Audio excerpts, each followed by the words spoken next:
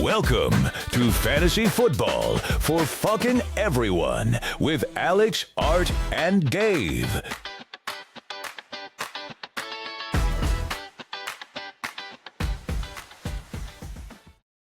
What's up, everybody? This is Alex. And this is Art. This is Dave. And this is Fantasy Football for fucking everyone.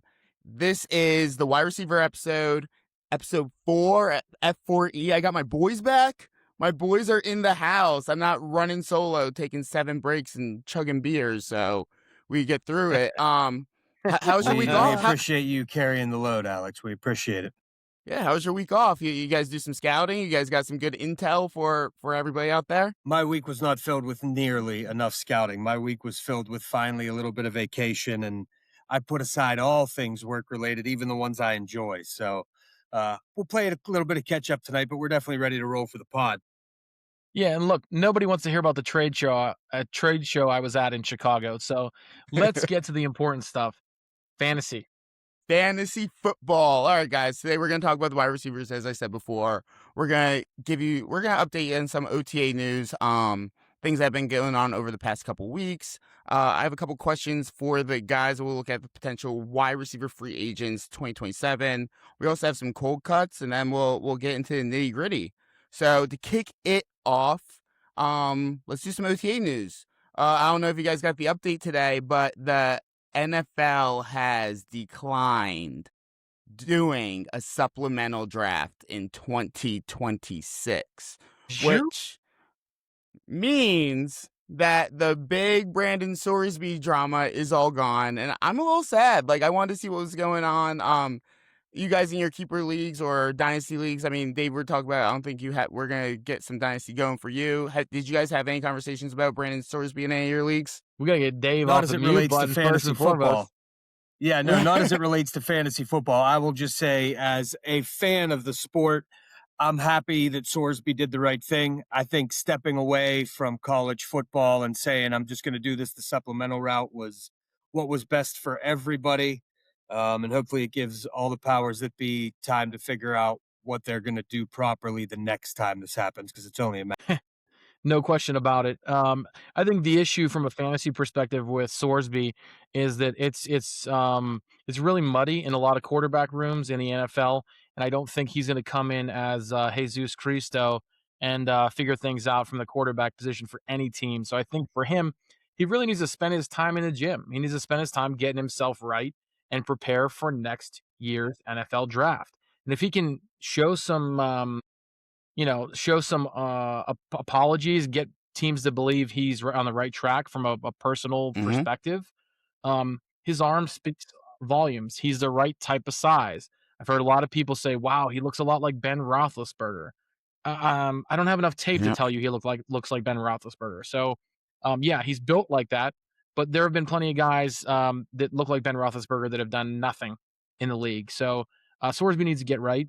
And he's got plenty more time now. Now there's no supplemental draft. I mean, it's kind of like karma, right? Like, this guy's an asshole. Like, he was betting on his own team as a freshman at Indiana, and then he ends up, trying to transfer. The boosters get him, tries to go to NFL. NFL locks him out, and it's just like, hey, man, like, but Art, I think you're absolutely right. I think he needs to spend the offseason in the gym. Like, he's going to drop now, especially if, we've been talking about that quarterback class in 2027. If it does end up being what the hype expects it to be, I mean, he's going to be fifth, at day 3 pick. He will be a day 3 pick. He's not going to go in the first 2 days.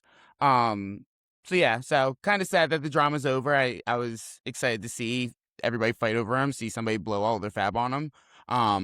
But yeah, that's not the case now. So we move on. Some other news that's kind of that's definitely fantasy relevant is George Pickens being at mandatory minicamp. He's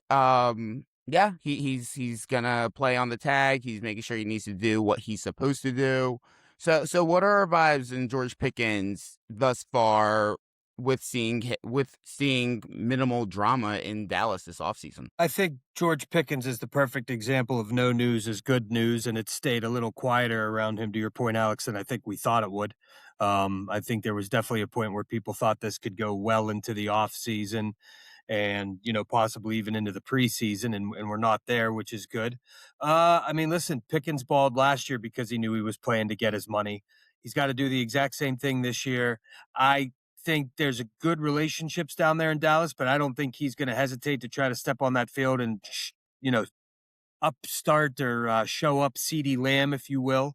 And I think Pickens is going out to earn his money. He knows the Cowboys aren't going to franchise him twice, so he's playing for this contract. Lamb has the Cowboys basically where he does against the cap, and between him and Dak, there's not money for Pickens long term, I don't believe. So, I mean, he's playing to get his money, and I expect him to go out and do that. And the fantasy ramifications for me are very, very simple, but muddy at the same time. They're muddy because we haven't seen George Pickens really be a true number one wide receiver for a full season. We've seen glimpses of brilliance, and we've never seen it put together. George Pickens is the one guy in the NFL, in my estimation, that could go from being, in that 15 to 20 range to legitimately being the number one wide receiver in the NFL if he were to put his mind and body to it. It could be that huge for George Pickens. I don't think it's likely. I'm not putting it on the board. None of those things. But George Pickens could turn the NFL on its head if he chose to get himself right. That is all right. That should have been your cold cut. Like, that is wild. That is a wild take. I mean, the talent's there. Like, and like you said, we've seen the flashes. Yeah. What, you got, bologna sandwich for a cold take? I've got a beautiful cold cut. Yeah. Prime rib. The cold take is going to be mighty juicy.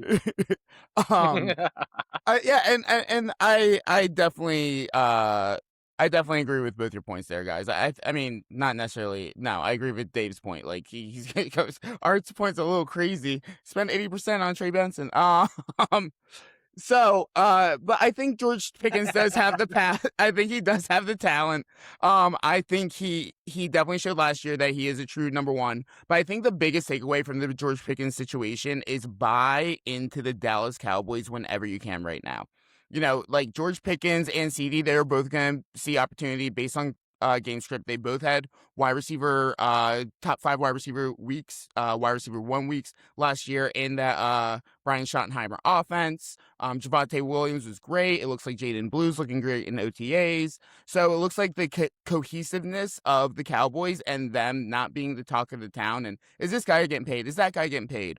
That is what is the most impressive with the Cowboys. And I think all this is telling us in fantasy football is by the Dallas Cowboys. It's a term called stack Dak. That's what it is. Yeah. Stack a Dak. Wow. I like that one, Art. I like the Dak Ferguson stack for sure. Ferguson slept on. We'll talk about that next episode. All right, quarterback competition heating up in Cleveland. Deshaun Watson's not the lock for number one anymore, even though they're paying him $46 million this year, and they really want him to be. I guess my biggest question about this situation is, like, does anybody care? Does anybody care? I should poll all my good friends in Cleveland. All I know is, unlike Deshaun Watson, it's not likely to have a happy ending. I mean, it's just well done. We need a soundboard. I think we're at a point where we need a soundboard. Like, just like, let's get it going. Art's cooking tonight. Yeah, right. I mean, all right. Elaborate. Oh no, we're gonna let Dave take a real take. Okay, thanks, Dave. No, I was just gonna say we need the Art solo episode soon. I mean, the Alex solo episode was one thing, but Art is on fire. But when it comes to the Browns, let's be honest. Do we care? I mean, Dynasty, we like Denzel Boston, but do we care this season in redraft? Jerry Jeudy, we just saw what Jerry Jeudy looks like. What's KC Concepcion going to be? The only person I think that really is of significant fantasy relevance out of Cleveland this year is Harold Fannin. And I think either of them are capable of getting the ball to the tight end. So, for me personally, it doesn't matter a tremendous amount. I have Harold Fannin inside the top 10 at tight ends, no matter who wins this job. So for me, neither of them are a significant needle mover for how I'm valuing any other parts of this offense. No, I mean, with the Browns, I mean, the take I don't necessarily agree with is the tight end take with Harold Fannin. Mark Andrews, Isaiah likely didn't have big seasons last year, and they're in the Todd Monken offense now and not the Stefanski.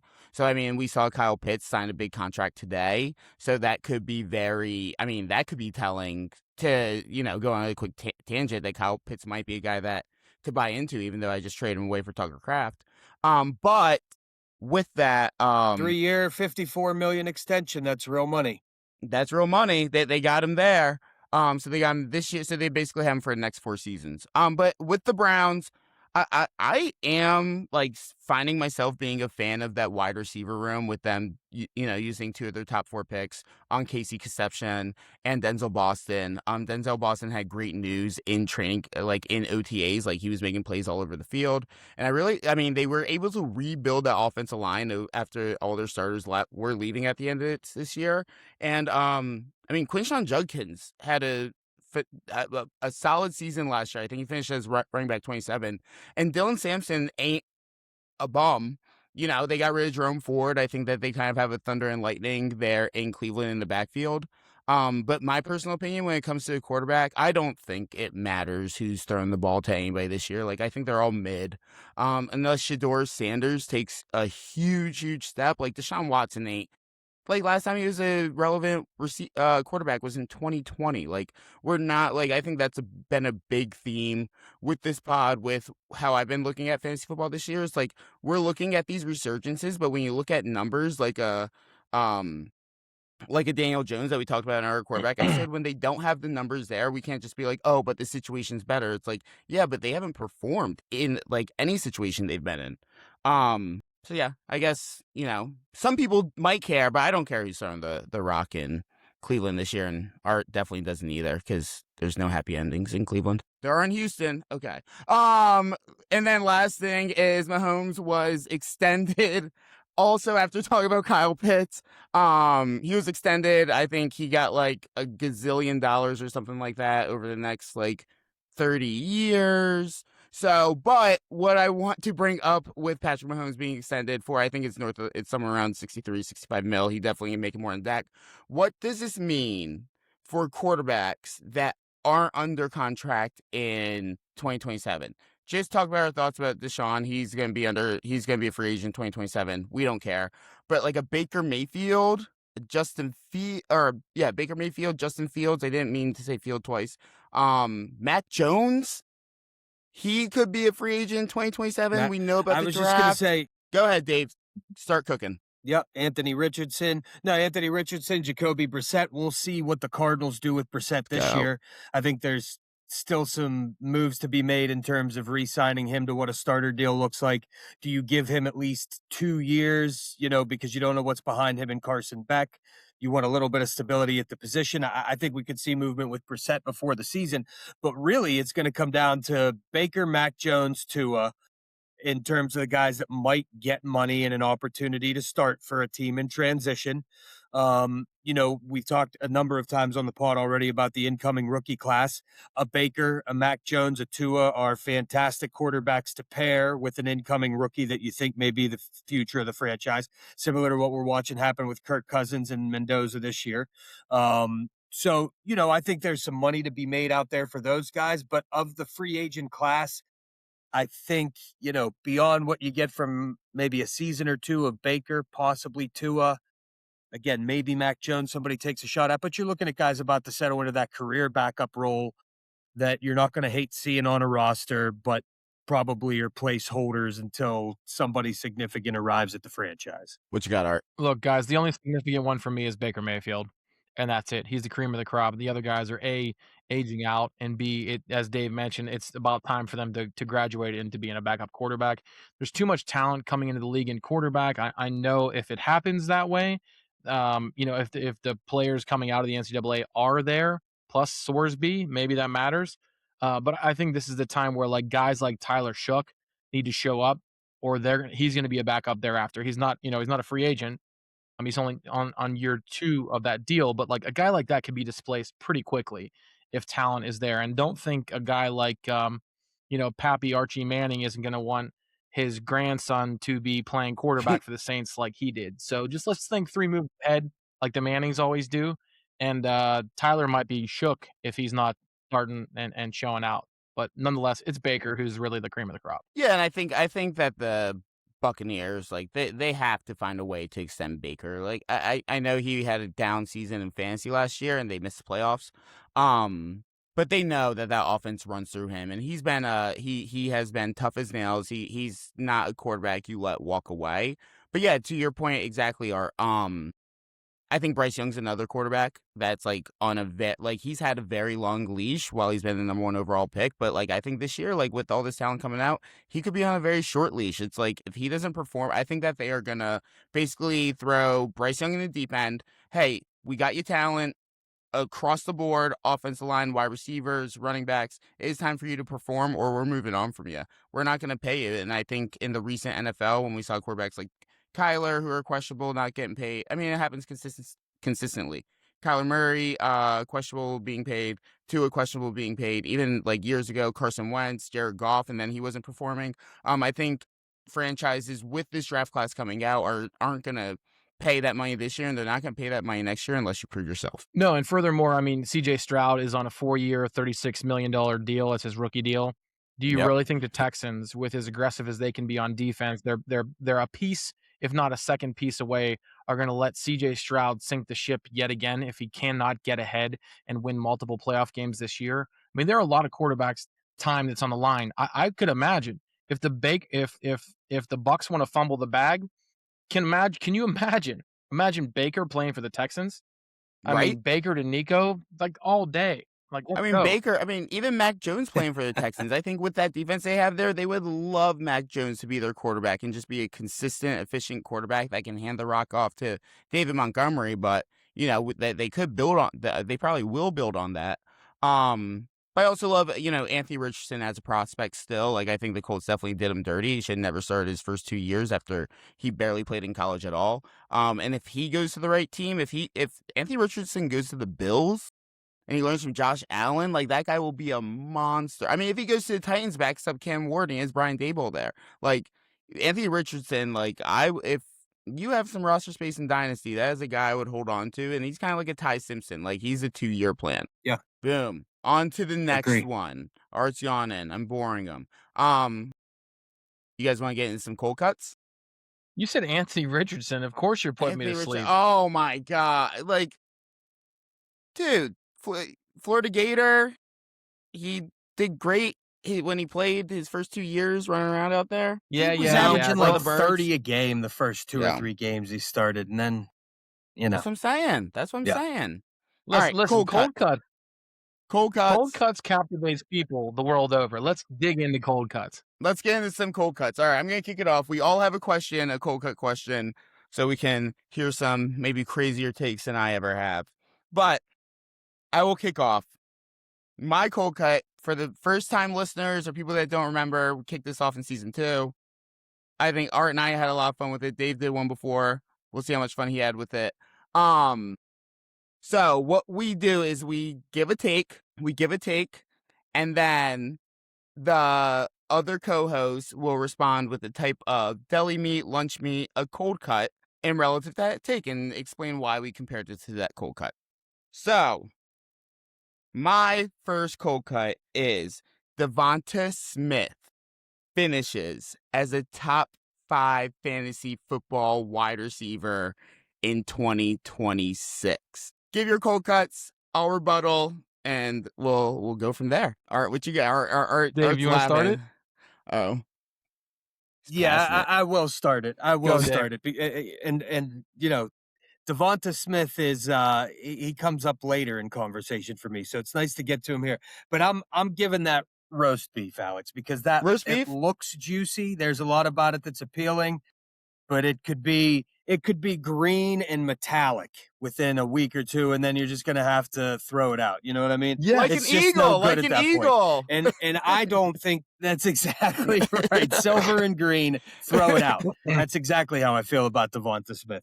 But yeah, I'm not in that space at all. I understand that the A.J. Brown trade has him directly in the spotlight. He was actually, as we get into our trade for and trade away candidates, he's my trade away candidate because I don't think his value will ever be higher than it is right now.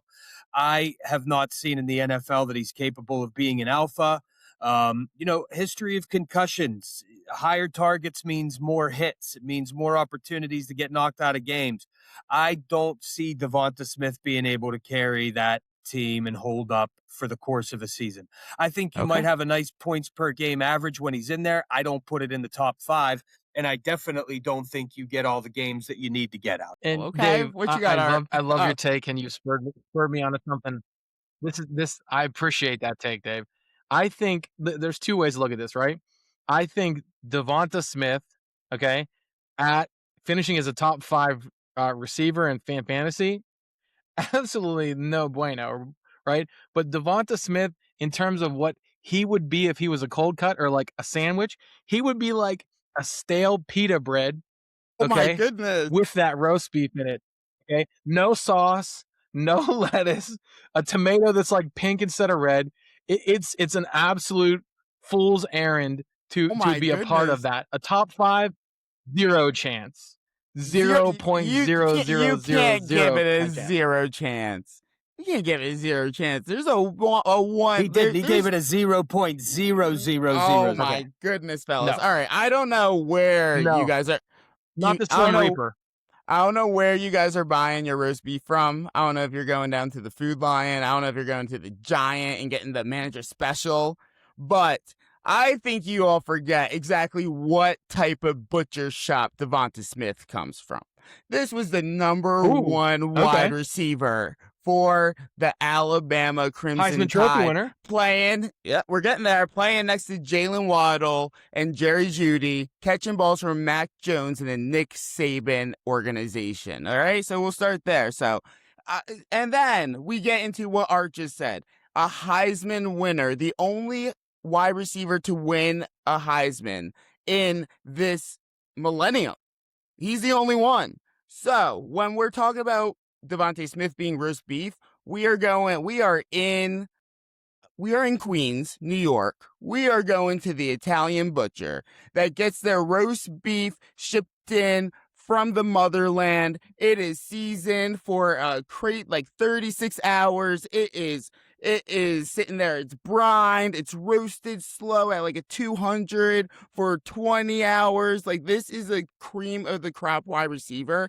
And to put some numbers behind my rebuttal, A.J. Brown in 22 and 2023, the last time that the Eagles had a dominant passing offense, he was wide receiver 5 and wide receiver 6. He saw 145 and 158 targets in those years in 2022 and 2023. And we're cutting out 2024 and 2025 for the Eagles right now because we had a Saquon Barkley breakout year.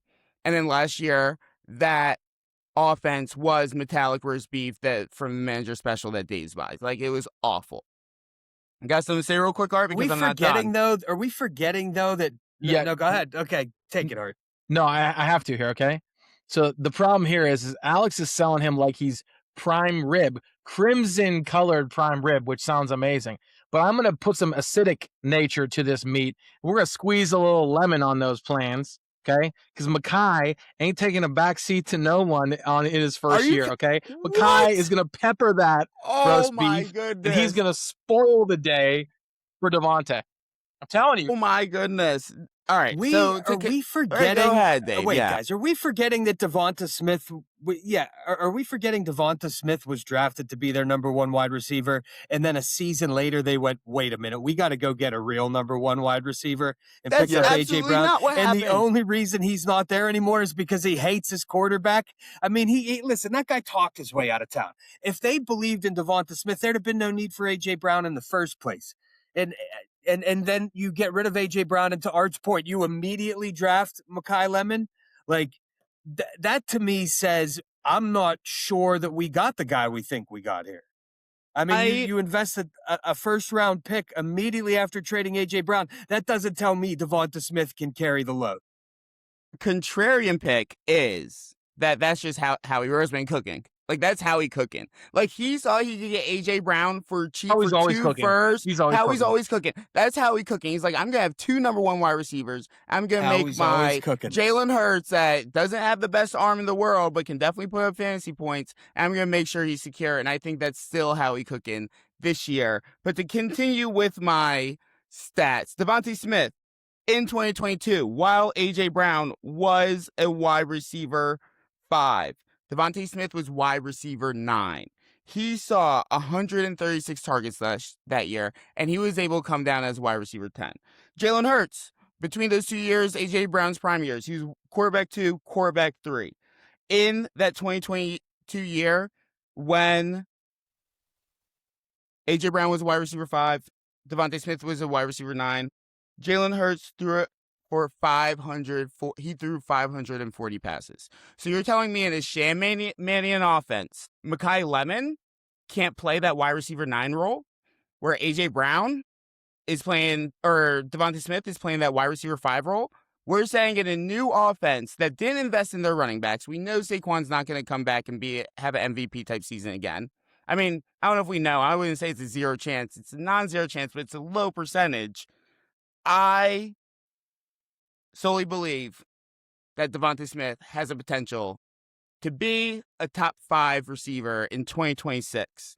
And I think it's a lock with him as a wide receiver 1 as a top 12 receiver in 2026. And that is my take. Be happy to let you draft him there. Yep. I will be happy to let you draft him. Mm-hmm. All right, Dave. You're up because Arts is still a secret. Thank you, guys. That was amazing. I wrote down your takes, too. So when I'm right, I will tell you guys what you compared him to. No, I appreciate that. I appreciate that. So my cold cut take, and it's not necessarily where the person will finish, but my cold cut is Rashee Rice finishes the entire season without incident as the clear-cut number 1 receiver for Patrick Mahomes. Alex? You go first, Sarah. I got to think about it a second. All right. Rashee Rice, number 1 receiver, doesn't screw anything up in the process. And we'll say he goes over 1,200 yards. We'll say he's at least 1,200 yards. All right. So for me, that's like a reliable. Okay, that's like a freshly baked chicken parm. Okay, you know, you got like the tender cutlet.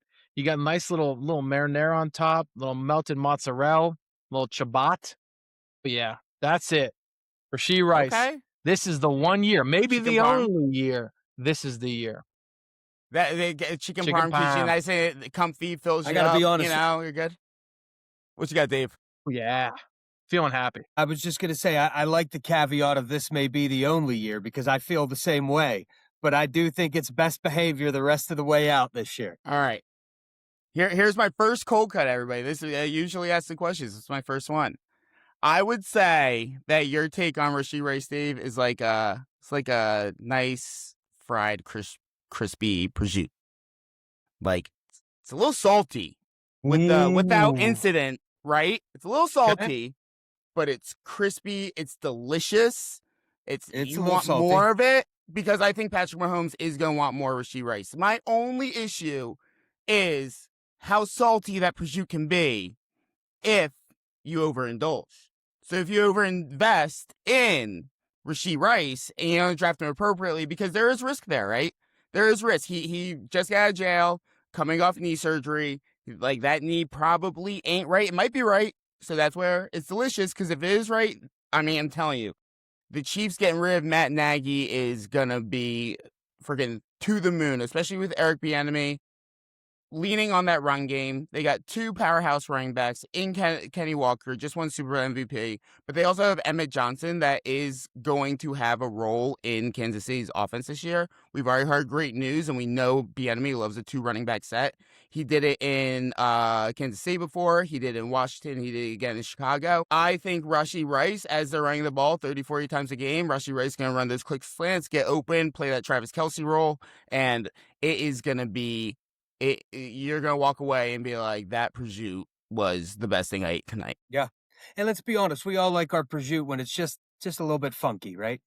And that's just, this Rashee Rice thing is just a little bit funky, but that's what makes it great, isn't it? I love it. I love it. I love it, Dave. I love it. All right, Art. All right, what boys. you got for us? This is a secret one. We have no idea. My cold cut. My cold cut. I'm gonna think this is a pretty tasty offering. Maybe one that you could put some little tapenade on top, little olive spread. Okay, Jardinara. little Jardiniere, yeah, get it going. Check. and the gentleman I'm talking about had a year last year like we hadn't expected, but we're hoping for, and that is not Chris Olive, but Chris Olave. Okay. And So what are we saying? What are we about it? judging? What about Chris What do Olave? you got for You me? tell me, gentlemen. What do you mean? What like You how tell we feel me about Chris what Olave? you think about Chris Oh Olave. my goodness. Listen, Dude, listen, Chris go Olave into- is forever going to be liverwurst for me because I'm not touching him. Like, I'm just not touching Chris Olave in any way, shape, or form. He has burnt me once, burnt me twice. Of course, the year I don't touch him, he's suddenly good at football again. Yep. There will be no Chris Olave that crosses any part of my plate. He gets pushed off to the side. There's none of that. I'm a Jordan Tyson guy. I think there's a lot more talent there than there is in Olave. You touched on Tyler before. I don't know if we know 100% what we have there yet, but it's liverwurst, man. I won't personally touch him. Wow. You know what? That's remarkable, Alex. I need to know what you're thinking. Chris Olave salami. He's salami. Chris Olave, like, like sometimes you go like 7-Eleven and get like the really shitty salami, but you're starving, so you're like, let me just eat some salami so I don't eat a bag of chips. Like he has been that salami before, but also like you go to that butcher shop I was talking about in Queens and you get some salami that is like the highest tier, best tasting salami you've ever gotten, and we have seen that from Chris Olave too. And especially in a contract year, we might get some $100 a pound salami out of Chris Olave if Kellen Moore can really bring that offense together, and him having a legitimate wide receiver one on the other side from him. They obviously signed Travis Etienne in free agency. They still have Alvin Kamara. They load up the tight end room. Offensive line is consistent, looks good. And it's up to Tyler Shugg to get Olave the ball and not turn him into 7-Eleven salami, and make sure that we are getting every penny's worth, especially where you draft Olave. I like it. And I'll say this real quick before I jump off, because maybe I didn't give him a fair shake with liverwurst. It's, there's a lot of personal bias there. I'd be lying if I said otherwise. But I will say this: Jordan Tyson is currently going ahead of Chris Olave where we sit today in ADP. And, so there is certainly probably some value to Chris Olave. Maybe not salami, sandwich pepperoni. I'll give you sandwich pepperoni, but okay.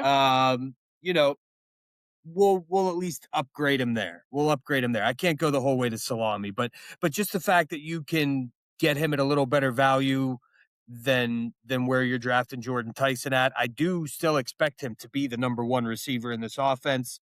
Familiarity with both the system and the quarterback. Like it's, I do think from that perspective, you're getting a value on Chris Olave, perhaps where he's at. So, and you almost made my point exactly, Dave. And here's what it's about. If Chris Olave is healthy, I can't predict that. I can't tell you he's going to or not be healthy. I can't tell you if he's burned your team in the past or not, because Dave, fortunately, just told us that about his team. But how about this? Let me throw you something around with Jordan Tyson. Yes, I think he is intriguing as a prospect. Yes, he is of great size. Yes, he has shown some unbelievable tape for his highlight reel, but he has only played in 33 games in college. Okay. And that's split between Colorado and Arizona State. I don't know really if he's ready to step up. But I do know last year, Chris Olave had 100 receptions, over 1,100 yards, and 9 touchdowns. And those put him in the top 10 in all 3 of those categories. I'm pretty sure he could replicate that if he's healthy. And another year of Shook, he'll find a way. We'll see. We'll see if he finds a way. Like the New York Knicks. Time will tell. Okay, let's get into the wide receivers. Cole Cuts was great. Cole Cuts was phenomenal. I'm so happy we brought that back. But let's talk about the meat and potatoes. But first, I want to start off with who is your favorite wide receiving core for fantasy right now? Oh, that is a tough one. I mean, it's tough to say that, and here's why. There's so many teams that have unbelievable talent available to them. It's just, how do they mesh? How do they come together? And I guess I'm going to bend the rules a little bit with some of these guys, right? So if I had to pick a team that I think is the best receiving group in the league, I'm going to throw it out of left field. And by left field, I mean from the left hand of a guy named Michael Penix, perhaps. We'll see. Wow. He's got receiving targets like Drake London, Bijan Robinson, Kyle Pitts, Jahan Dotson, and a guy we might just be talking about in a little bit, Zachariah Branch, the rookie out of Georgia. That is a lot of options. If there's a healthy quarterback with a half-decent arm, there's a lot of action in the passing game because I know Brian Robinson Jr. as that backup running back to Bijan is not going to be stealing touches. Let's be real. He's a relief back. There's a lot of passes to go around. So that I know that's way out of left field. You guys can't expect the bread and butter to come from me as the easiest options. I'm never taking the easiest options for analysis here. Oh, he's going for it. He's going for it. What you got, That's Dave? fair. Who you got is your favorite wide receiver core? Favorite wide receiver core. If I've got to pick one, I may lean towards the Bengals at this point. Okay, honestly, right. I just think you have such, kind of, I guess you go high and low end, right? You got Chase is basically the number one guy at the position. But then T. Higgins, we're not, more than a season or two away from drafting T. Higgins as a top 12, top 15 wide receiver. And he's now kind of fallen down to that 25 to 28 range, depending on, your platform. I think Pickens and CeeDee Lamb always have to be in consideration there. But I do think the value that you can kind of find in T. Higgins is significant. I'm not sure they have a plan for Colby Young. Yosavash is what he is. But, to Art's point with Bijan, Chase Brown, fantastic receiver out of the backfield. Samaje Perine there as well. And again, Joe Burrow at the end of the day, the guy that gets him the ball factors in for me. And I'm not anti-Penix or Tua necessarily, but give me Joe Burrow throwing to my guys any day of the week. So, absolutely. I'm probably looking at the Bengals as the cream of the crop in my mind at this point. Love it. No, that's great. And I think the Bengals, obviously as top two wide receivers, they do have the best 1 and 2 in the league. But no, I wrote down a bunch of my favorite wide receiving cores. I mean, a few that I wrote down. I mean, Pittsburgh, obviously has a very good wide receiving core this year with Metcalf, Pittman, and then bringing on it's Jeremy Bernard. Apparently his mom didn't know how to spell Jeremy when he was born, so it's Jeremy. It's not Jeremy. It's Jeremy. It's Jeremy. It's Jeremy. Obviously I've wrote down 49ers. Love the 49ers. Baltimore is very interesting with drafting Jacoby Lane, Elijah Surratt, and then still they have Zay Flowers there. But my second favorite was the Jaguars. Yep. But my favorite Rashad is Minnesota Bateman as well. Let's not. Rashad can't stand that. Is Rashad Bateman's the guy that's burnt me every time. He can't stand that guy. But the Minnesota Vikings with Justin Jefferson, Jordan Addison, they brought in Juwan Jennings on a 1-year deal. Still got TJ Hawkinson. They had Kyler Murray back there slinging the rock. It might be a little better, or JJ takes a step up. But I think when I'm looking at the Minnesota Vikings, I think all three of those wide receivers provide a lot of value this year. Where Jefferson's being drafted at the end of the first, Jordan Addison is being drafted in the 6th, 7th round right now, and Juwan Jennings being drafted in the 11th or 12th round right now. I'm pulling these numbers out of nowhere, guys. Let me see. Addison is being drafted at 80, so 7th round. Look at me. And then Juwan Jennings is being drafted there you go. at 130, so 13th round, even a little bit cheaper. Okay, we're locked in. We're locked in. But all those guys hold incredible value this year, so that's definitely a wide receiver core I'd be leaning into. Alex, let me add one more in there, and I'm going to agree with you on one, and then add another group in that I think is being slept on by all three of us right now. I do agree that the Jaguars have one heck of a talented core of wide receivers. So I think the Jaguars make a big step this year. Wish Trevor would fix his hair. Unfortunately, that was all AI. Get cornrows, Trevor. Listen to F4E. You've heard it here for 3 years in a row. I thought he really did cut it, right? Yeah, that was hokey. No, it was fake. Okay. Are you sure? Claude Fold, y'all. Oh no! Absolutely. Yeah. I just traded for BTJ Yep. too. Fake. Vibes are You've been off. had. Look, I mean, I can't rectify that, but look, Amon-Ra St. Brown, Jameson Williams, Isaac Tisla, and then you've got Sam Laporta. You got to think about Sam Yeah. Laporta as if Yep. he is a tight end. That is four really solid options. I know Tisla is kind of coming into his own role in the offense. We saw him be reliable from that perspective, and we certainly know that the ceiling is unlimited for Amon-Ra and Jameson Williams. So expect a lot out of Detroit this year. So guys, I like no, that Art, take, that's Art. I think yeah, that's that's a great take. a very solid look. So the trade I made for Brian Thomas Jr., I actually traded away Amon-Ra St. Brown in a dynasty, the 2027 second, a 2027 fourth for Brian Thomas Jr., Jadarian Price, and the 2027 first. What we think live? The 2027 first is really intriguing. I like that Mhm. a lot. Yeah. What do you think, Dave? Trading away a top three wide big receiver gap over the past between 3 Amon-Ra years. and Brian. I think there's a big gap between Amon-Ra and Brian Thomas Jr. But listen, Jadarian Price is a piece. How quick can he get out of Arizona? Like, Jadarian not Price, Jeremiah Love, but Seattle. Jadarian Price.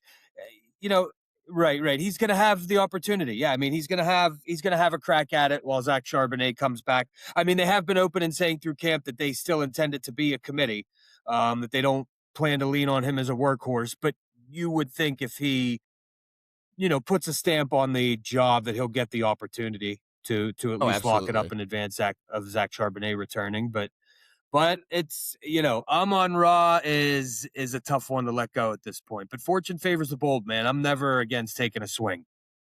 Yeah, I think Brian Thomas Jr., I think he just holds big value. I think, everything, I know it's a lot of coach talk in June, but he definitely, he was a wide receiver 4 as his rookie year. So the talent is there. He's done it before. Now it's just him being really incorporated in that offense, getting north of 100, 110 targets. And I think he will still pay off as a top 10 wide receiver. And to move Amon-Ra for a top 10 wide receiver, a rookie running back that should have a significant role in that Seattle offense over the next couple years. And then I have 30% of the number 1 picks in 2027 in that league. I'm like, okay, that's a really good spot to be in. Yep. Well, okay. Agreed. Okay. When you factor that in, that you have monopoly on the first round, I do worry a little bit about Jacoby Myers and Parker Washington and what their individual target shares look like when you're giving up the clear alpha and Amon-Ra. I do think I like Brian Thomas the most of all of those guys, but I think there's some things we're going to have to watch shake out over the first few weeks of the season before you can feel great about any of them. They did trade for Jacoby Myers. It's not like he even landed there in free agency. So there's some assets committed to that acquisition. Parker Washington looked the part, so again, Brian Thomas is definitely my guy of the 3, but Amon-Ra, you can feel like, hey, I any given week I could get 25 to 30% target share. Right. I'm not sure I feel that way about Brian Thomas, but No, you're absolutely right. But absolutely a third right. of the entire first round is never a bad thing either. So No, never a bad thing. All right, let's talk about some more wide receivers. I love that. That was a great segment, guys. Some win now wide receivers. So I have a couple written out here. Do you guys have any win now receivers that you want to throw in? 1 or 2 guys that that you think will help people playing fantasy football win them a championship this year? I do have 1 or 2. Yeah, I have 1 or 2 guys I would be willing to get into. Absolutely. Take it. I'm the first one I'm going to give you. I'll start with one is just Slad McConkey. I think, if you're looking at his projections right now, I think Fantasy Pros and a few others have him projected around 107 targets, 74 receptions, just under 1,000 yards. I mean, I think that is floor type projections. Where you can grab him right now around wide receiver 24, I believe, is where he's going off the board at the moment. Number 44 overall. Excuse me, wide receiver 19, number 44 overall. But when, I think you have a guy there that with this Mike McDaniel's offense is going to have a tremendous amount of opportunity working in the slot. I personally have never been a huge believer we saw the best version of him we've seen so far last year, but I think he's better to stretch the field and draw attention away from what McConkey does best. If anything, I think Glad McConkey is easily 120 targets plus this year. I would expect him to be up around the 90 plus receptions as opposed to, 72 where he's projected right now and be just shy of 1,100 yards. Red zone usage, I don't think will be through the roof. You brought in Njoku, you have Gats, and, I think they have some red zone targets. So I don't know, what his touchdown output looks like personally. I still think he's around 5 or 6, but with where you can grab McConkey right now, kind of his perceived value, I'm all over Lad McConkey every opportunity I get this year. I love that. Who else you got, Dave? Other than McConkey, Yeah. I touched Or is on that him a your minute guy? ago whenever we were kind of talking about the Bengals, but no, but T. Higgins, man, T. Higgins is a guy that just produces when given the opportunity. And I think we just need to continue to remember that when we see T. Higgins and Joe Burrow, T. Higgins looks like a number one receiver. You look through his game-by-game resume of the last 2 or 3 years, there are some big gaps in that resume. But that's either due to T. Higgins not being in the game or Joe Burrow not being in the game. All this assumes health, but T. Higgins now being drafted as a low-end wide receiver too. Anybody that's owned T. Higgins knows he will give you wide receiver one production on any given week. And even those weeks where Jamar Chase blows up, T. Higgins can give you wide receiver one numbers. I know it's easy to really get fixated on Chase and what he does for that offense, but, T. Higgins currently being projected at under 70 receptions, under 1,000 yards, 7 touchdowns. I think that if Joe Burrow stays healthy, him and Chase both go over 1,000 yards. I don't think he's going to get the volume of a guy like McConkey. I think that comes on 75 to 80 receptions, somewhere in that vicinity. But with where you can get T. Higgins right now, again, I think we're just, every year he's dropping 3 or 4 wide receiver slots, but his production with Joe Burrow hasn't really justified that drop. Look, Dave, I'm in favor of all that. T. Higgins is a guy for me for sure. Dave, I'm in favor of all that, just in a non-PPR setting or in a low point PPR setting, right? He's going to be I'd consistent. Be content with him half point PPR. Half point or lower, yes. Yeah. I get that for sure. I mean, but again, T. Higgins, low end wide receiver too. You're grabbing him in late to mid round 4. Higgins is a guy I'm comfortable with. No, and I think you guys both make great points because T. Higgins isn't like a PPR guy necessarily, but the thing T. Higgins brings to the table is touchdown receptions, right? He had 11 touchdowns last year. He's projected for 7 touchdowns this year with our RotoWire rankings. And that's where being drafted as your wide receiver too, I mean, he holds a lot of value. A couple of, and I love your Lad McConkey take too, Dave. A couple of win now wide receivers I have. I think a big one is Terry McLaurin. Right now, he's ranked 101st overall on our RotoWire rankings, and he's projected to have almost 200 points. And he is clearly the alpha. Like, there are no other. Like, I know we talk about Chig Okonkwo and Antonio Williams potentially. But Terry McLaurin, they're obviously invested in, and they're like, hey, we need this. They invested in him last year, and they're like, we need this guy to perform so we can get our passing game going. Another guy I have that is a big win now guy, that doesn't hold, so much value in Dynasty, but is probably on an uptick a little bit right now is AJ Brown. He's ranked as a 66th wide receiver overall, or ranked as the 66th player overall, I'm sorry. And he is being drafted, so that means he's being drafted in the 67th round, but he's also projected to have over 230 points this year. And that is comparable to wide receivers being drafted in the top 20, where he's being projected to be drafted in the top 30, as wide receiver 30 on the RotoWire ranking. So just a couple guys that if you do have a win now team, you're able to give up draft picks, you're able to give up younger value because you're gunning for a championship. I think the 4 guys we just listed, those are guys you definitely want to find a way. Especially like Lad McConkey might be a little, he's going to be tougher to trade for right now, but T. Higgins and A.J. Brown and Terry McLaurin, like if you're trading with away draft capital, that's definitely a guy you could get in Dynasty right now. But to your point, Alex, like, right now in the RotoWire Dynasty rankings, you have KC Concepcion 4 or 5 spots higher than AJ Brown. I'm not, enough of a believer in him as a prospect at the situation in Cleveland, where if I can flip somebody like him to the AJ Brown owner and throw AJ Brown on my roster for a run this year, that's absolutely a move you're making. I really like that AJ Brown win now.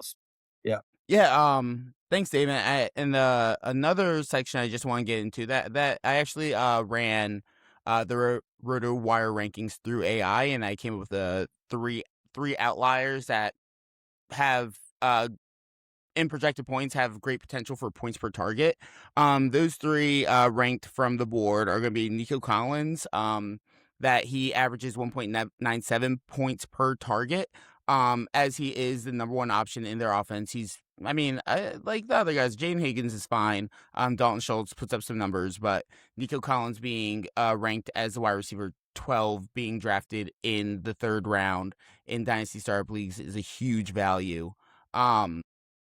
Another guy I have is Jameson Williams. Like, this guy, we've talked about him before. He's a best ball monster. He's a big boomer bust guy, but when he sees targets, he averages 2.15 points per target.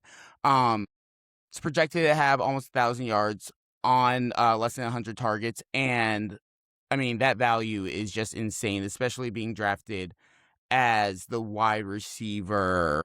There it is, wide receiver 15, late 4th, early 3rd round, 38 overall. But he has the most points per target, most projected points per target out of any wide receiver in fantasy, according to RotoWire rankings in 2026. And last is my guy, Jaden Bird Reed. He's at 2 points per target. He's had some injury concerns the past couple years. But this guy is a dog, and I think that the Packers, I didn't want to keep making this a Packers and Steelers and Bears and Lions podcast, so I didn't put Packers anywhere except for here. But I think that off those wide receivers need to have big years. I think two out of the 3 guys, besides Golden being drafted in the 1st round last year, got paid this offseason, and Tucker Kraft's next. And in order for the Packers to be successful and to be prolific, especially with Micah Parsons not coming back to potentially mid-season, they need to have those wide receivers step up, and it's really up to Jordan Love at that point. But Jaden Reed getting those crazy points per target, being drafted at wide receiver. Oh, wow. It's down here. Wide receiver 45. You can get him 10th round in a startup draft, like at 2 points per target. This guy's bringing them down, and he's scoring your points. I like it, man. I like it. Love it. All right.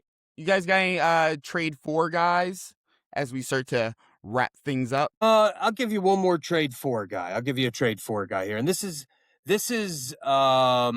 just strictly on what I think you can get him for. And it is, it may be somewhere between trade 4 and win now, to be honest with you, to kind of continue on with the theme here. But I think Wan'Dale Robinson has a nice season, man. And when you look at Carnell Tate being the headline guy there, I think there's still some name value in a guy like Calvin Ridley. But Wan'Dale Robinson came here to play with Brian Daboll. I think he's got the highest degree of familiarity with the offense. You're going to have significant ramp up for the rookie. Calvin Ridley, several years removed from his best seasons. And I just think the way that, wide receiver core shakes out, that Wan'Dale Robinson is a tremendous value with what you're going to see him produce in that offense right now. I don't think he's a 1,000-yard guy, but he's currently being projected for under 100 targets, under 700 yards.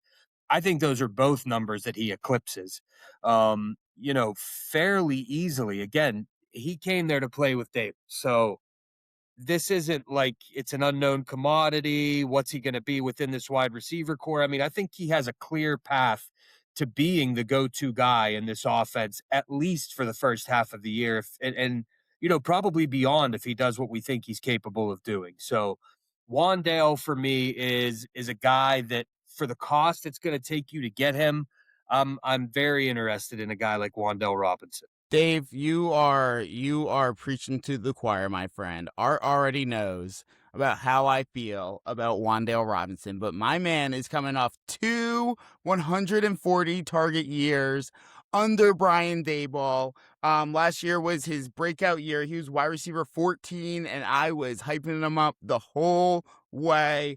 Art didn't believe in him, but last year he had off 140 targets, he had 92 yards. And do I think he's gonna get 92 receptions? And did break that 1,000-yard marker. And do I think that he is gonna get 92 receptions and 140 targets? No, but I think, like you said, he's gonna be north of 100 targets.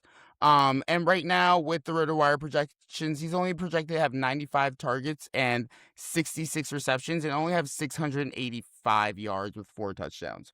4 touchdowns is great. I don't like the 685 yards, and I definitely think he gets closer to 80 to 90 targets the way that Daboll likes to use them. And I think as wide receiver 43, he's definitely a trade for guy right now. All right, you got a trade for guy? I don't. I'm really excited about the rookie conversation we're about to have here in a few minutes.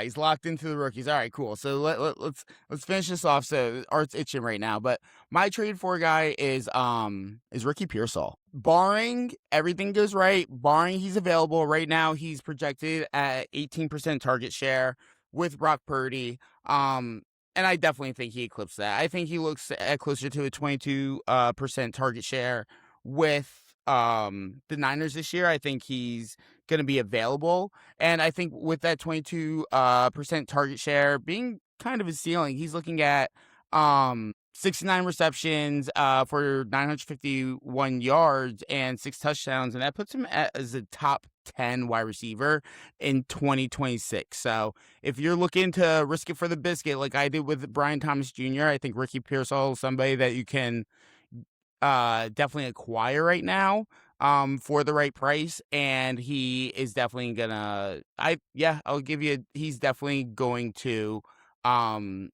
beat his projections as wide receiver 39 and being drafted in the 8th round in Dynasty startup leagues. Trade away. Who are you trading away? Who do you hate right now, Dave? Oh, you're muted. Conference call. Dave's muted. You're muted. I can't. My bad. There it is. You were into I stated it earlier, but we good now? Oh, I know. I was a whole way. But I stated it earlier, and I feel bad. My trade away is clearly Devonta Smith because someone in your league might think he's a top 5 wide receiver. And if you can find that guy, you go get whatever you can get off of him, and you just wave goodbye to Devonta Smith because, again, he's not a number 1 in the NFL. And all right, yeah, he's being valued that way. All right, here's the bet. You ready for the bet, Dave? Alex is in Dave's first bet. I've had this idea for a little bit, and it's going to be a little complicated, but I did have to do a funny voice episode. All right, Devonta Smith is wide receiver 10. Or no, give me wide receiver 12 or better, because that's the take I took earlier, right? And he was wide receiver 13. Can you give me a little bit of a spread? We'll stick wide receiver 14 or worse. The loser. I got 12. I got 12. You 12, so he has to be 13 or worse, not 14. You don't give me one. I'll give you 12. All right, this guy. All right, I tried. No. He's got to be 13 or worse. 13 or worse. You can't sell a salesman. You can't sell a salesman, right? So Devonta Smith is 13 or worse. I gave you 7 spots off your top 5 take. Okay. The loser has to do the podcast from their car. Ooh. While driving? No, you can be parked. We'll stay safe. But you have to you can have the air on. You can do it, but you have to do the podcast from your car. And we'll do it within the first 3 episodes of next season. You're in? Call it a bet. All right, let's write it on the cardboard. Call it a bet. Wow, 2026 1. Alex B. The first one, we got it on the board. It's in the chat. Smith, wide receiver 12 or better. Loser, pods from car. It's in the chat. It's official. I love it. All right, getting back into it. I love it too. That's the chaos we bring. So, all right, so I'm going to make Dave hate me more, especially when he has to do a podcast in the car. My trade away is Luther Burden. Right now, he's currently ranked as wide receiver 14. He is projected to have 177 fantasy points in 2026. That puts him at wide receiver 35. I mean, he was wide receiver 35 in 2025 at 177 projected fantasy points. I think right now he is a hype guy. I think right now, I mean, listen, the stats that Luther Burden did put up, they were very impressive. He had 88% catch rate last year with Caleb Williams. That is phenomenal. But let me find my notes here. I believe the highest yards per route run rate of any rookie in the last 10 years, to be honest with you. That's great. That's phenomenal. Like, great compared to all the other rookies, right? But is Caleb Williams going to be able to have a 61.5 completion percentage when last year he was at 58% completion? Is he making that ascension this year? Also, in projections, we have Luther Burden at 21% target share. We have Colston Loveland at 21% target share. We have Adunze at 21% target share. Like, we don't know who's getting the ball in Chicago right now, and I think drafting or holding on to Luther Burden with a wide receiver 14 projection, it's exactly Dave's take. Yo, go get your money for him. Right now he's being projected to outperform like to the moon, and I just don't see him landing at that wide receiver 14 spot unless he really, like, he needs to break out, which it's there. But right now I think the value is way better. I think I'm betting against Luther Burden because I think the value is just too high with the Chicago wide receivers right now, especially with the Madden curse. Alex says free yourself of that burden. Yeah. He does. Didn't. He does. He says, lay down your burden. But listen, as much as it hurts me, I cannot disagree with that. I do think he's currently being overvalued. Now, I'm not going to lie either. I think there's the potential that we're talking about him like he's Amon-Ra St. Brown 8 weeks into the season. I mean, he is kind of the prototype that Ben Johnson likes to use. But right now, we are clearly drafting potential overproduction on Luther Burden. And I think anytime you're in that space is when you get yourself in trouble in fantasy. If he's a guy you love and you want to hang on to him, that's fine. But I do believe the value on him right now it has the potential to be at the highest we see it all season. Yes. He's got the talent profile to make us eat those words, but I do think he's overpriced at the moment. And if you can get value out of it, I don't hate it. I love it. I love it, Dave. Dave's agreeing with me with the Bears take. Art's gonna take over the rookies. Dave's got a couple rookies for you. It's fair. Art and Dave got a couple rookies for you, and then we're gonna close this thing out, everybody. So Art, take it away. Gentlemen, it's the home stretch, and this is where we talk about potential like crazy. I've got a couple rookies to highlight. Dave has a couple rookies to highlight.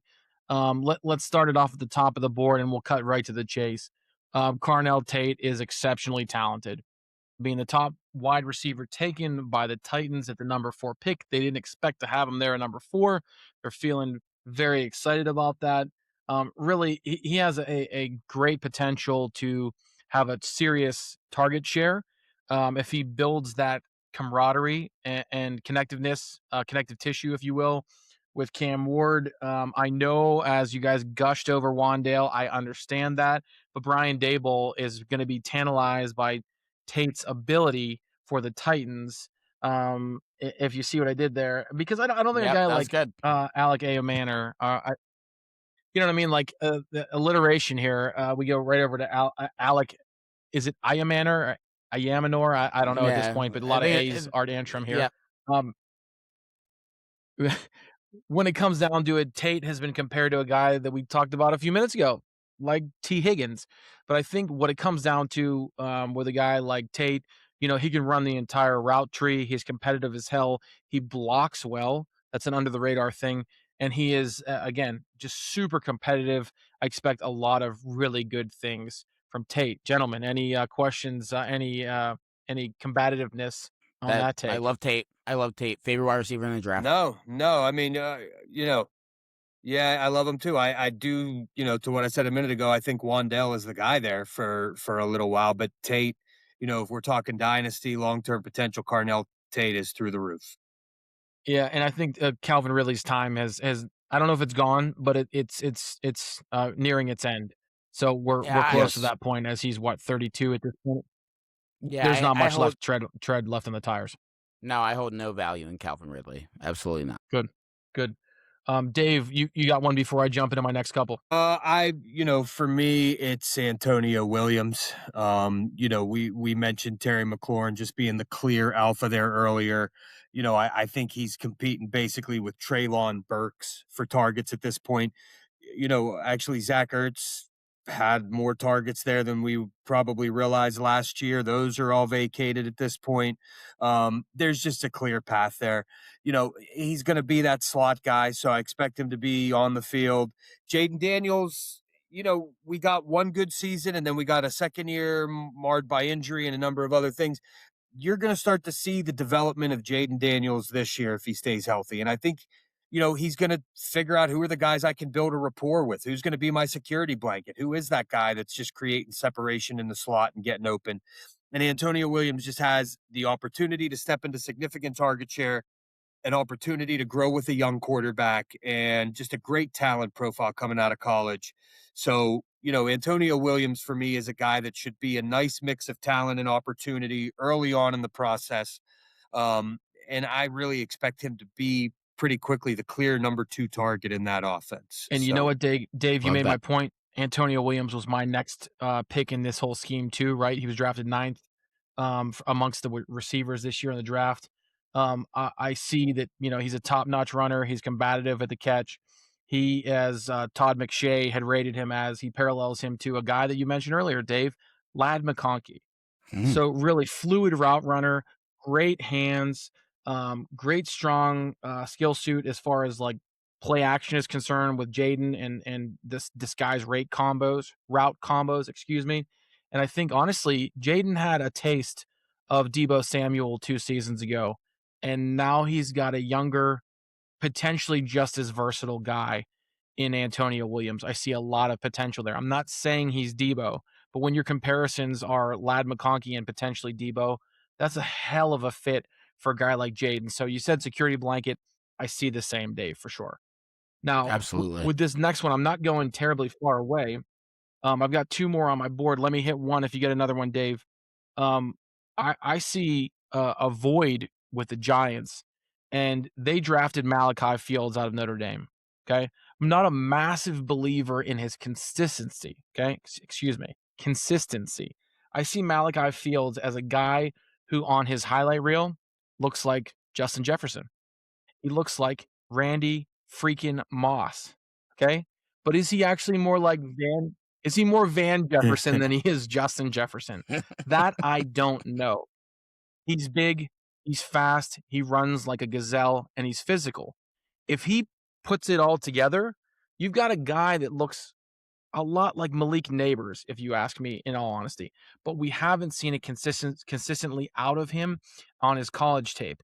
If somehow the Giants can find a way to keep him actively engaged in play, imagine that offense with a healthy Malik Neighbors and Malachi Fields. The Giants will have something serious going on. And granted, I'm not a Jackson Dart believer just yet, but imagine those 2 weapons alone with what he's got going on.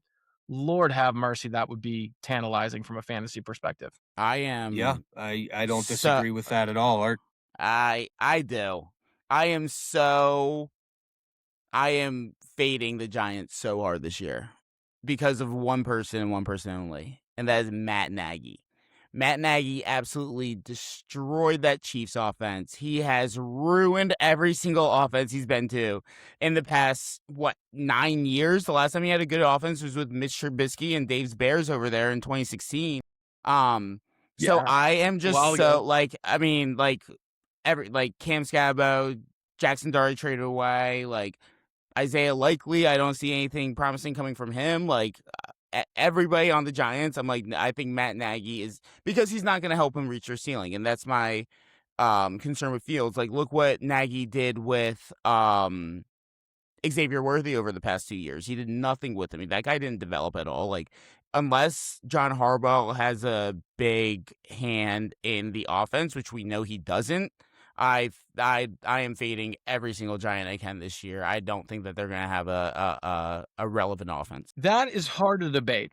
It really is. It's hard to debate. No, Because speaking it's of very fair. consistency, It's very fair. Matt Nagy's not very consistent as a coach. Dave, do you have one more for us before I take us down the last pick I've got for the rookies? No, I do got one more for you, and I'm not gonna jump very far in terms of draft capital. But the other guy that I'm really intrigued by to see what he might turn into is Jacoby Lane with the Ravens. Okay. Yep. Just fantastic measurables at USC. I believe he, was I think 111 QBR rating whenever he was being targeted. So he's reliable. He's got fantastic hands, upper percentage route runner, basically short, intermediate, and deep routes. Has basically everything in the route tree. I think we've seen, a commitment from Lamar Jackson to the team this year. Zay Flowers has been very effective as the only game in town. They reinvested in Mark Andrews, so they still believe into him to a degree. They let Isaiah likely walk. But Andrews is up there in years. We haven't seen him create the separation these past 2 seasons that he was previously. Still a monster in the red zone.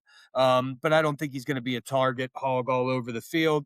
Zay Flowers is good, but when you look at what else you're competing against, we know how Alex feels about Rashad Bateman. There was nothing there. I think you have Devontae Walker. I don't expect a whole lot from.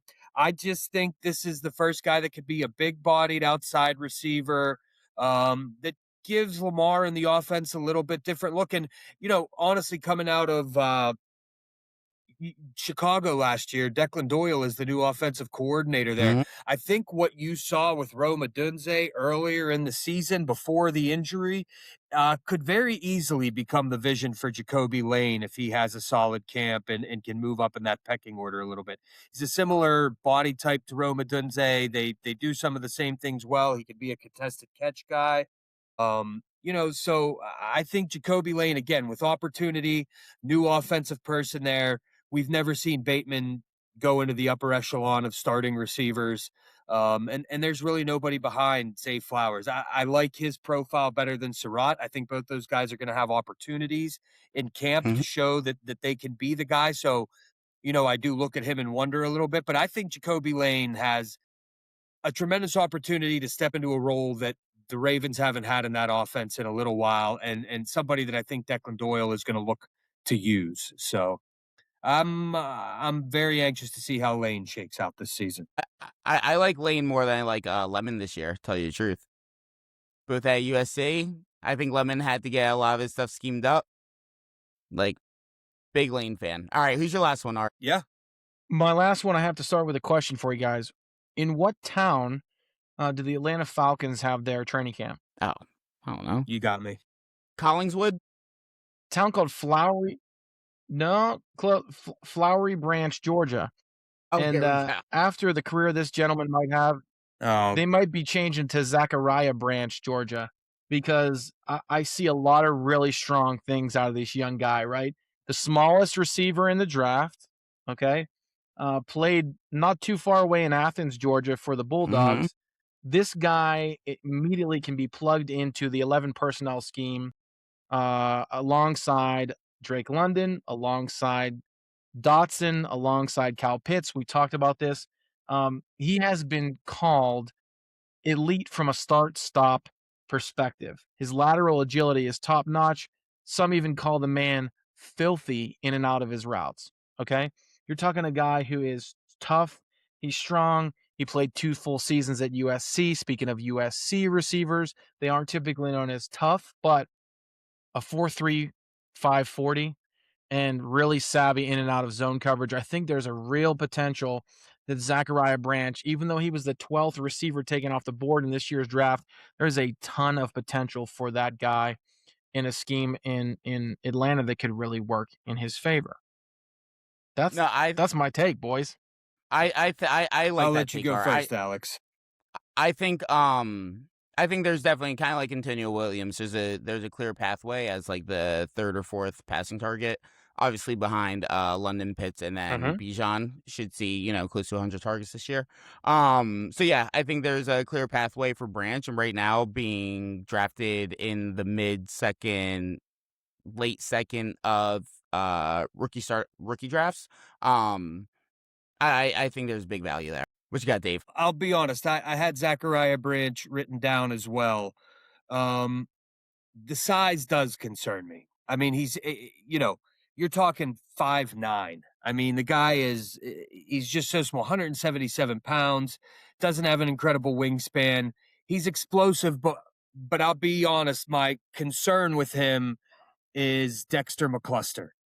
Right? We all remember Dexter McCluster, who had all the potential Chiefs in the world to be this breakout guy for the Chiefs and what that offense looked like at the time, and never really settled into a role. Does he become a gadget guy that, they try to hit one or two big plays with a game?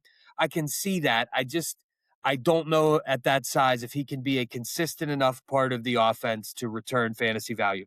You want to take a super late flyer on him in best spot or in best ball. Maybe you invest with him in Dynasty and throw him on your scout team to see what happens. But the size is it's a concern I couldn't overcome as we were preparing for this segment. Look, and I'll say this, guys. Let me just kind of go back to in history a little bit. I'm not saying he's the same guy, okay? The guy I'm about to tell you had a hell of a career and might still have some left on the tires. A guy drafted in the 5th round of the 2016 draft, drafted by the Kansas City Chiefs. Tyreek Hill, former track and field star, known as Cheetah.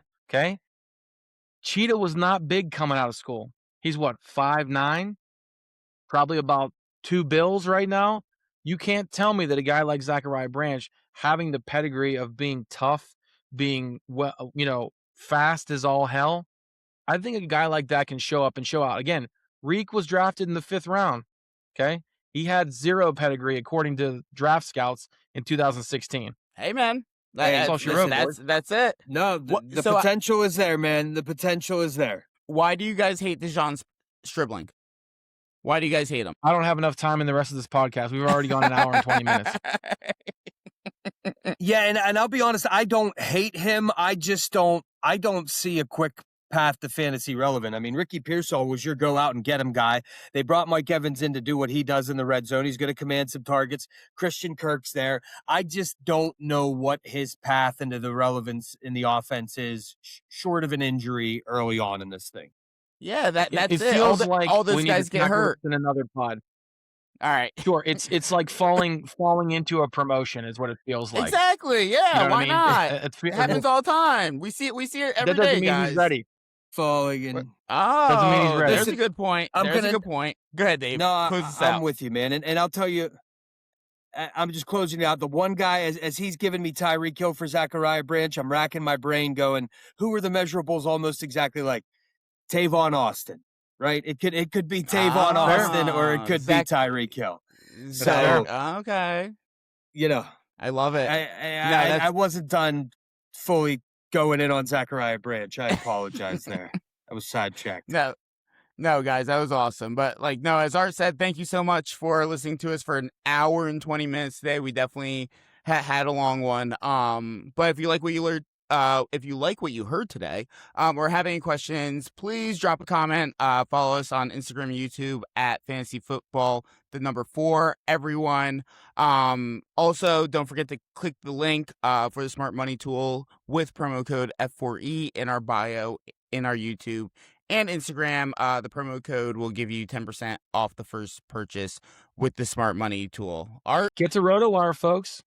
All the kind of analytics that you need behind the scenes, they have them on your screen, not behind the scenes, okay? So step up to the plate, get involved with the Smart Money tool. You can use it for so many different ways. And you know what, guys? The World Cup is going on right now. Us Americans, I know Dave is good. Dave is good at football. He knows all about soccer. He knows more than Alex and I do combined times 10, I'm sure. Absolutely. We all need some extra help when it comes to that stuff. Use the Smart Money tool. Love it, Art. Dave, what you got? It's a fun time to get in. It's a fun time to get in. No, man, that's it. I'm right there with you guys. Hopefully we got some smart money takes for him by the next time we're on the pod. I agree with him. Bet the World Cup because it's a whole lot of fun. The stars are showing out right now. You got people like Harry Kane, Erling Haaland, Kylian Mbappe, Lionel Messi, all bagging braces every game at the moment. Ronaldo getting his brace today on the score sheet. So 2 goals. Get in there, look at the smart money bets, and if you see a star's name, at half an assist or half a goal, the stars are out this tournament, man. Make yourself a little money. Awesome. Now these Yes, guys, these guys are opportunists for sure. But thank you, everybody. Please, if you like what you heard today, drop a like, follow, make sure you listen, and F4E out. Later.